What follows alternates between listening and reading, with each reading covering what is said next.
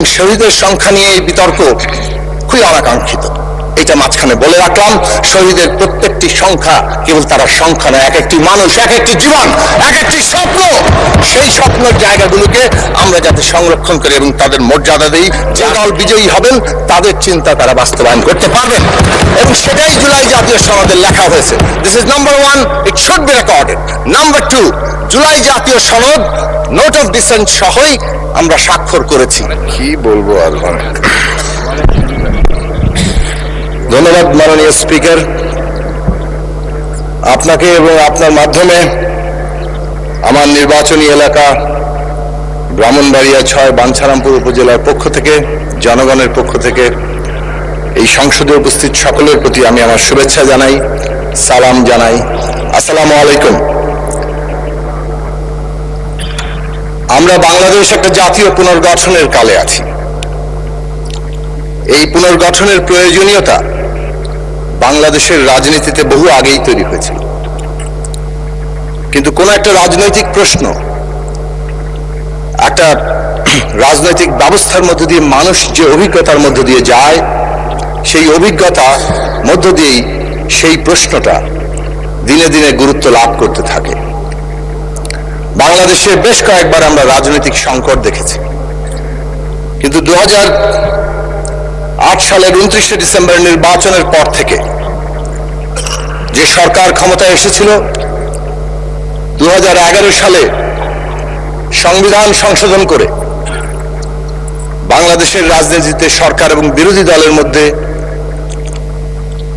যে দুর্লভ ঐক্য 1996 সালে তৈরি হয়েছিল নির্বাচনের জন্য তত্ত্বাবধায়ক ব্যবস্থা, সেই ব্যবস্থা বাতিল করে দেয়, এবং সেখান থেকেই বলা চলে বাংলাদেশে একটি নতুন করে একদলীয় শাসন ব্যবস্থা কায়েমের সূত্রপাত ঘটে, এবং সেই অভিসন্ধি পরিষ্কারভাবে পরবর্তী প্রতিটি সময়ের মধ্যেই আমরা দেখতে পাই যে দিনে দিনে শক্তিশালী হয়েছে, এবং শেষ পর্যন্ত নির্বাচন ছাড়া, জনগণের সম্মতি ছাড়া এই দেশে একটা জবরদস্তি, কর্তৃত্ববাদী এবং ফ্যাসিস্ট শাসন ব্যবস্থা তার চূড়ান্ত রূপ নিয়েছিল।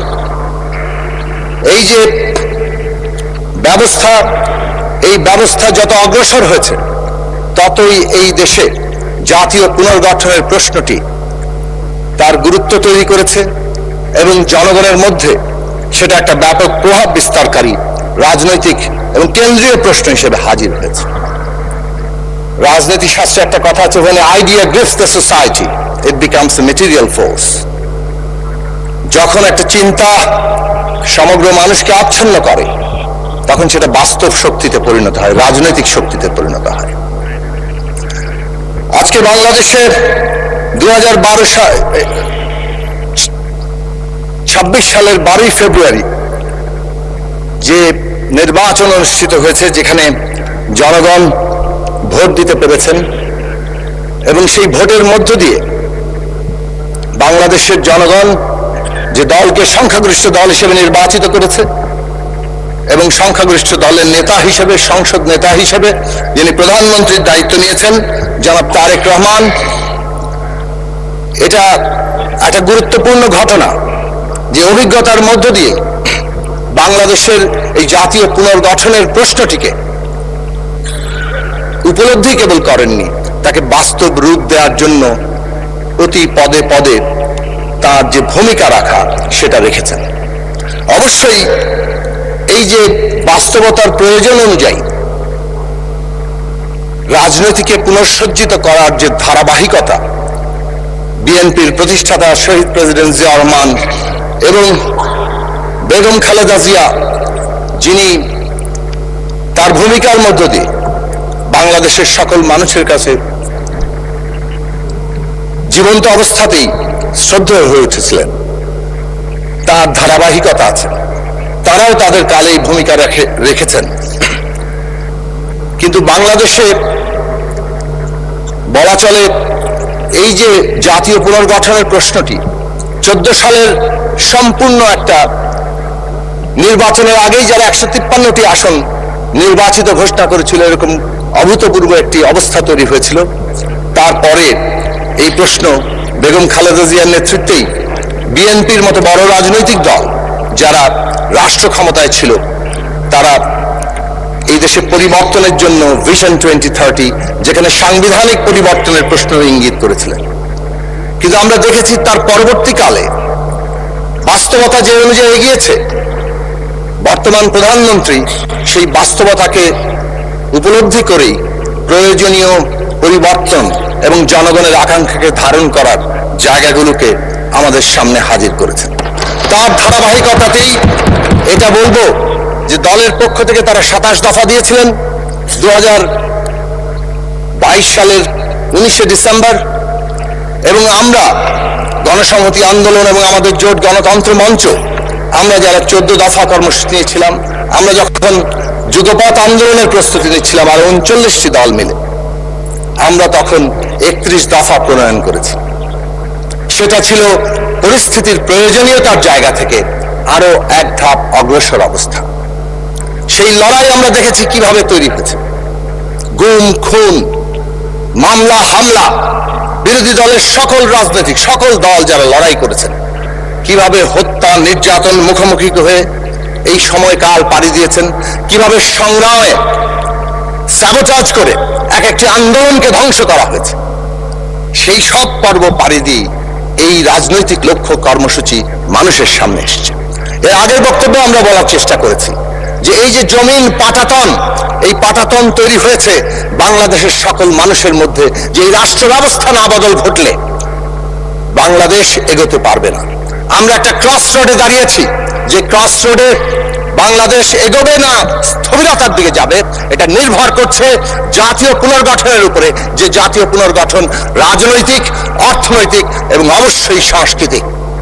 ফ্যাসিবাদ এই সব ক্ষেত্রেই বাংলাদেশকে স্থবির, এমনকি একটা বিপর্যয় অবস্থা সৃষ্টি করার জায়গায় নিয়ে গিয়েছে। সেই জায়গার লক্ষ্যে দাঁড়িয়েই যদিও তারা আমি নির্বাচন করে সাময়িক সাফল্যে উৎফুল্ল ছিল, কিন্তু মানুষের মধ্যে তাদের ক্ষোভ কেবল দানাই বেঁধেছে, যে ক্ষোভের উদ্গীরণ আমরা দেখেছি। জি আচ্ছা ঠিক আছে, 5 মিনিট, সর্বোচ্চ 5 মিনিট, ধন্যবাদ। তো এই ধারাবাহিকতাই জুলাইয়ের ছাত্র শ্রমিক জনতার গণ অভ্যুত্থান তৈরি হয়েছে। অবশ্যই প্রত্যেকটি আন্দোলনেই নেতৃত্ব থাকে এবং সেই নেতৃত্ব যখন মানুষের কাছে গ্রহণীয় হয়ে ওঠে তখন সেই নেতৃত্ব সফল হয়। আমাদের ছাত্ররা সামনে এসেছিল, কিন্তু সেই আন্দোলনকে এই সমস্ত রাজনৈতিক দলগুলোই সমর্থন করেছে। আমি পরিষ্কার করে এখানে বলতে চাই, ইতিহাসের রেকর্ড হিসেবে 5ই জুলাই আমরা পরিষ্কারভাবে এই আন্দোলনের প্রতি আমাদের সমর্থন ঘোষণা করেছি। 6ই জুলাই বিএনপি মহাসচিব তারা প্রেস কনফারেন্স করে এই আন্দোলনের প্রতি সমর্থন ঘোষণা করেছে এবং এই কথাগুলো রেকর্ডে থাকা দরকার। হ্যাঁ, একটা সময় এসে যখন ফ্যাসিবাদীরা বলল যে এটা বিরোধী দলের আন্দোলন, বিরোধী দল হাইজ্যাক করছে, তখন কৌশলগত কারণে রাজনৈতিক দলগুলো, আমি ব্যক্তিগতভাবে তার সাক্ষ্য দিতে পারি, বিএনপি মহাসচিবের সাথে এই বিষয় নিয়ে আলোচনা হয়েছিল যে আমাদেরকে এমন ভাবে অবস্থান নিতে হবে যাতে করে ফ্যাসিবাদীরা পুরনো কৌশলে আন্দোলন ধ্বংস করতে না পারে। তারপরে আমরা দেখেছি কিভাবে তারা নির্বিচারে হত্যাকাণ্ড চালিয়েছে, হেলিকপ্টার থেকে গুলি করে পর্যন্ত তারা গিয়েছে, রীতিমতো ব্রাশ ফায়ার করে মানুষ মেরেছে। এবং শহীদের সংখ্যা নিয়ে এই বিতর্ক খুবই অনাকাঙ্ক্ষিত, এটা মাঝখানে বলে রাখলাম। শহীদের প্রত্যেকটি সংখ্যা কেবল তারা সংখ্যা নয়, এক একটি মানুষ, এক একটি জীবন, এক একটি স্বপ্ন। সেই স্বপ্নের জায়গাগুলোকে আমরা যাতে সংরক্ষণ করি এবং তাদের মর্যাদা দেই, রাষ্ট্রীয় মর্যাদায় অভিষিক্ত করি। আমি একটু দ্রুত করব। এই যে অভ্যুত্থান, সেই অভ্যুত্থান এই রাজনৈতিক, অর্থনৈতিক এবং সাংস্কৃতিক পরিবর্তন তাকে আরো বেশি গভীর মানুষের আকাঙ্ক্ষায় পরিণত করেছিল এবং তার রূপ হিসেবে আমরা সবাই মিলে এই প্রস্তাব দিয়েছিলাম।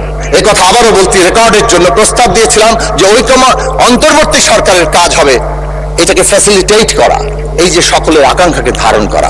ঐকমত্য কমিশন গঠিত হয়েছে, তার ইতিহাসটা এখানে রেকর্ড থাকা দরকার ছিল, যদিও মাননীয় স্বরাষ্ট্রমন্ত্রী এর আগে যেহেতু তিনি প্রতিটি বৈঠকে উপস্থিত ছিলেন অনেক কথা বলেছেন। আমি দুটো বিষয় তুলব।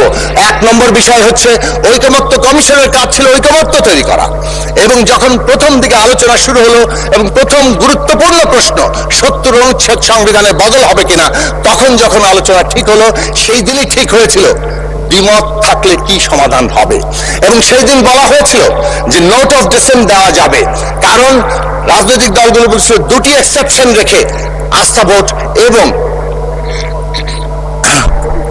বাজেট অর্থ বিল, এই দুটো এক্সেপশন রেখে ৭০ অনুচ্ছেদ করা। বিএনপি সহ আরো কয়েকটি দল বলেছিল আরো দুটো জিনিস যুক্ত করা দরকার, জাতীয় নিরাপত্তা এবং যুদ্ধ পরিস্থিতি, সংবিধান সংশোধন। তখন প্রশ্ন এসেছিল যে এখানে সমাধানের পদ্ধতি হবে নোট অফ ডিসেন্ট দেওয়া যাবে এবং দলগুলো তাদের নির্বাচনী ইস্তেহারে তাদের প্রসঙ্গ স্থাপন করবেন, যে দল বিজয়ী হবেন তাদের চিন্তা তারা বাস্তবায়ন করতে পারবেন, এবং সেটাই জুলাই জাতীয় সনদে লেখা হয়েছে। This is number one, it should be recorded. Number two, July জাতীয় সনদ নোট অফ ডিসেন্ট সহই আমরা স্বাক্ষর করেছি। প্রশ্ন ছিল সবাই যাবেন এবং যে দল বিজয়ী হবে তারা